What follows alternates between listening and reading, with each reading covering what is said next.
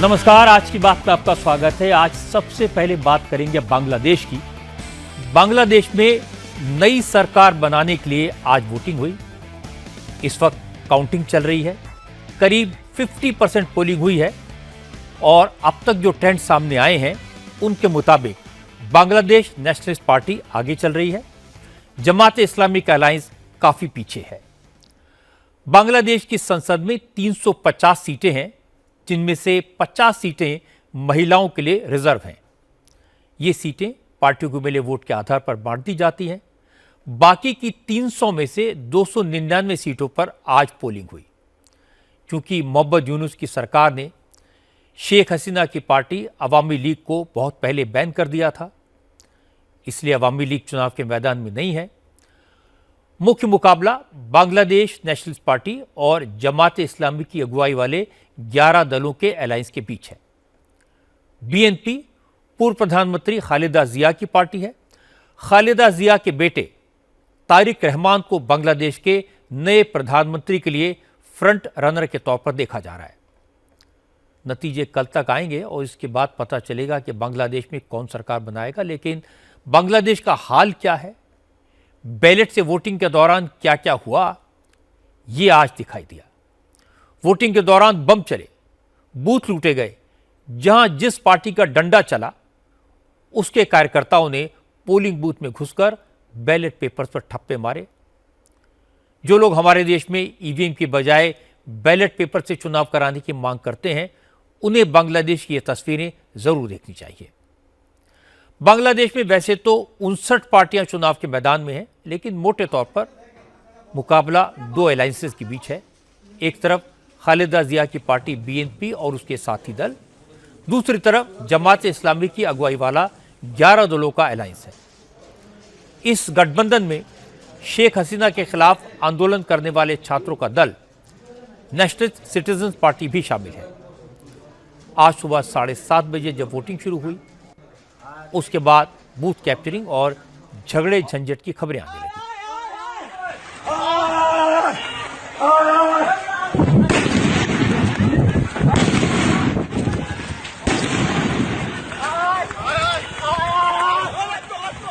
राजधानी ढाका और port city Chittagong से लेकर कॉक्स बाजार, कोमिला, राजशाही, गोपालगंज, मुंशीगंज, ब्राह्मणबाड़िया, मेमन सिंह और खुलना समेत लगभग हर जिले से वोटिंग के दौरान हिंसा और बैलेट पेपर्स की लूट की तस्वीरें आई। ढाका में तो वोटिंग शुरू होने से पहले ही पोलिंग बूथ लूटे जाने की शिकायत मिली। कई जगह जमात इस्लामी और बीएनपी के समर्थकों के बीच मारपीट हुई। बमबारी और पोलिंग में खलल डालने की कोशिश की गई। पोलिंग के दौरान हिंसा के सबसे ज्यादा आरोप जमात इस्लामी पर लगे। हालांकि जमात ने भी आरोप लगाया। उसने भी चुनाव आयोग से शिकायत की और उसने कहा कि बांग्लादेश नेशनलिस्ट पार्टी के समर्थकों ने कई जगह पोलिंग बूथ पर जबरन ठप्पा मारकर अपने वोट बैलेट बॉक्स में भर दिए। मैं आपको राजधानी ढाका की तस्वीर दिखाता हूं। ढाका में बीएनपी के सबसे बड़े नेता खालिदा जिया के बेटे तारिक रहमान सीट नंबर 17 से चुनाव लड़ रहे हैं। आरोप यह कि इस इलाके में वोटिंग शुरू होने से पहले तारिक रहमान के सपोर्टर्स पोलिंग बूथ में घुस गए और बूथ को कैप्चर कर लिया। जब दूसरी पार्टी के पोलिंग एजेंट ने विरोध किया तो नौबत मारपीट तक पहुंच गई। ढाका के अलावा मीरपुर में भी बूथ कैप्चरिंग को लेकर जमात और बीएनपी के समर्थक आपस में भिड़ गए। जमकर हाथापाई हुई, जिसमें कई लोग जख्मी हो गए। अब मैं आपको पाकिस्तान का हाल भी दिखा देता हूं। पाकिस्तान का सबसे बड़ा सूबा बलूचिस्तान अब पाकिस्तान के साथ नहीं रहना चाहता। बलूचिस्तान के एक पूर्व मुख्यमंत्री सरदार अख्तर मेंगल ने कहा कि अब बलूचिस्तान को पाकिस्तान के साथ बनाए रखना मुमकिन नहीं है। अब बलूचिस्तान पाकिस्तान का सूबा नहीं, उसका पड़ोसी बनने वाला है। सरदार अख्तर मेंगल ने लाहौर के जिस जलसे में यह बात कही, उसमें पाकिस्तान के फॉर्मर होम मिनिस्टर वजीर आजम शहबाज शरीफ के एडवाइजर राना सनाउल्लाह भी मौजूद थे। सरदार अख्तर मेंगल ने कहा कि अब बलूचिस्तान आज़ाद मुल्क बनने वाला है, क्योंकि पाकिस्तान ने बलूचों पर जुल्म की इंतहा कर दी है। इसलिए बेहतर होगा कि जिस तरह 1971 में पूर्वी पाकिस्तान अलग मुल्क बांग्लादेश बन गया था, उसी तरह अब वक्त आ गया कि बलूचिस्तान भी पाकिस्तान को अलविदा कह दे। अब अपने देश की सियासत की बात करते हैं। पार्लियामेंट में कांग्रेस और सत्ता पक्ष के बीच जंग जारी है। आज पता लगा कि बीजेपी अब राहुल गांधी के खिलाफ प्रिविलेज मोशन नहीं लाएगी, लेकिन आज निशिकांत दुबे ने राहुल गांधी के खिलाफ सब्सटेंटिव मोशन मूव कर दिया। इसके तहत राहुल गांधी की मेंबरशिप खत्म करने और भविष्य में राहुल गांधी के चुनाव लड़ने पर पाबंदी लगाने की मांग की गई है। एक दूसरा नोटिस बीजेपी के चीफ व्हिप संजय जायसवाल की तरफ से दिया गया है, जिसमें स्पीकर से राहुल गांधी की स्पीच के कुछ अंश हटाने की मांग की गई है। हालांकि लोकसभा सचिवालय ने कल रात को ही राहुल गांधी के भाषण से उन शब्दों को हटा दिया था जो अनपार्लियामेंट्री थे, लेकिन बीजेपी के नेता इससे संतुष्ट नहीं है। निशिकांत दुबे ने कहा कि राहुल गांधी बार बार बेबुनियाद इल्जाम लगाते हैं, प्रधानमंत्री के पद की गरिमा को ठेस पहुंचाने की कोशिश करते हैं, संवैधानिक संस्थाओं पर हमले करते हैं। इसलिए राहुल गांधी के खिलाफ अब सख्त एक्शन होना चाहिए, उनकी सदस्यता खत्म होनी चाहिए और इसके लिए उन्होंने राहुल गांधी के खिलाफ सब्सटेंटिव मोशन मूव किया है। यह मोशन पार्लियामेंट्री प्रोसेस का हिस्सा है। इस तरह का प्रस्ताव कोई भी सांसद ला सकता है। अगर लोकसभा स्पीकर इस प्रस्ताव को स्वीकार करते हैं तो इस पर चर्चा के बाद वोटिंग होगी। अगर प्रस्ताव पास हो जाता है तो राहुल गांधी की मेंबरशिप जा सकती है। अब बात भारत अमेरिका ट्रेड डील की। आज भी इस मुद्दे पर कांग्रेस के एमपीज ने पार्लियामेंट में प्रोटेस्ट किया, सरकार के खिलाफ नारे लगाए।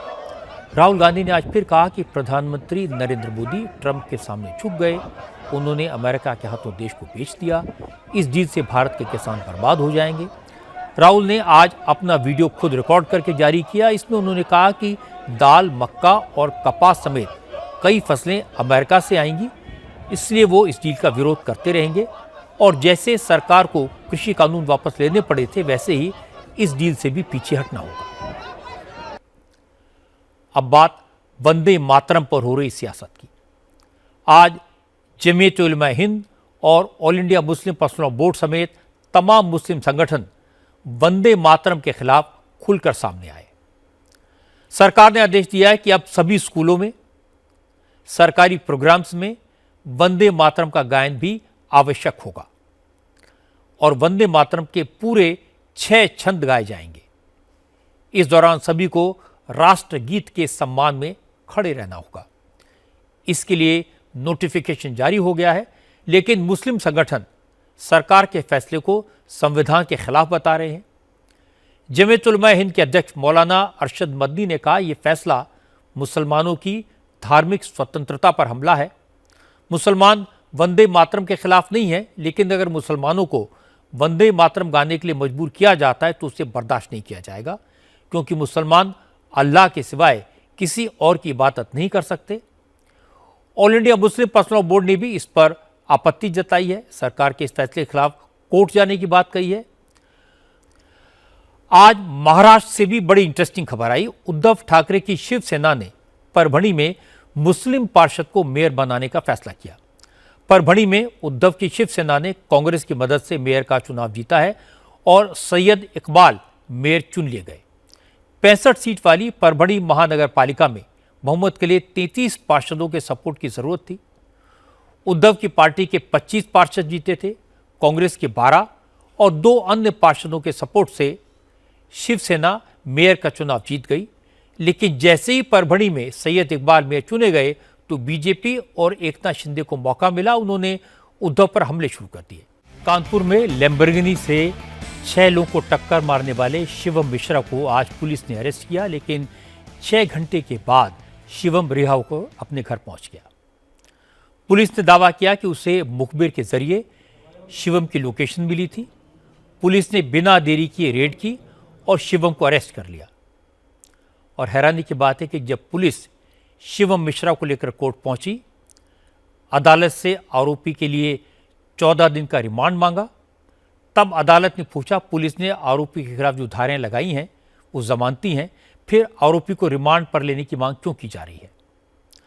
आरोपी को तो अरेस्ट करने की भी जरूरत नहीं थी। कोर्ट के सवालों का पुलिस के पास कोई जवाब नहीं था। पुलिस की तरफ से कहा गया कि शिवम को जांच में शामिल होने के लिए बुलाया गया था, लेकिन शिवम नहीं आया, इसलिए उसे अरेस्ट करना पड़ा। इसके बाद कोर्ट ने शिवम मिश्रा को 20,000 के मुचलके पर रिहा कर दिया। शिवम के वकील ने कहा कि यह मामला एक्सीडेंट का साधारण केस है। उनके क्लाइंट ने घायलों की मदद की है, इसलिए कोई केस बनता ही नहीं है। लेकिन शिवम बड़े परिवार का बेटा है, इस केस की चर्चा हो रही है, इसलिए पुलिस ने प्रेशर में आकर शिवम को फंसा दिया। आज टर्की की पार्लियामेंट से कुछ चौंकाने वाली तस्वीरें सामने आई हैं। यहाँ सांसदों के बीच में जमकर मारपीट हुई, लात घूंसे चले, नेताओं ने माइक उखाड़कर एक दूसरे पर हमला किया। असल में टर्की के प्रेसिडेंट अर्दोआन ने 2 मंत्रियों को अपॉइंट किया। विपक्ष इसका विरोध कर रहा था। आज जब दोनों मंत्री शपथ लेने पहुंचे तो विरोधी दलों ने हंगामा शुरू कर दिया। सत्ता पक्ष और विपक्ष के लोग हाथापाई पर उतर आए। कुछ ही देर में पार्लियामेंट हाउस मैदान जंग बन गया। लात घूंसे चलने लगे। करीब 1 घंटे तक हंगामा चलता रहा। इसके बाद सत्ता पक्ष के मेंबर्स ने अपने सुरक्षा घेरे में दोनों नए मंत्रियों को डायस तक पहुंचाया और उनको किसी तरह शपथ दिलवाई।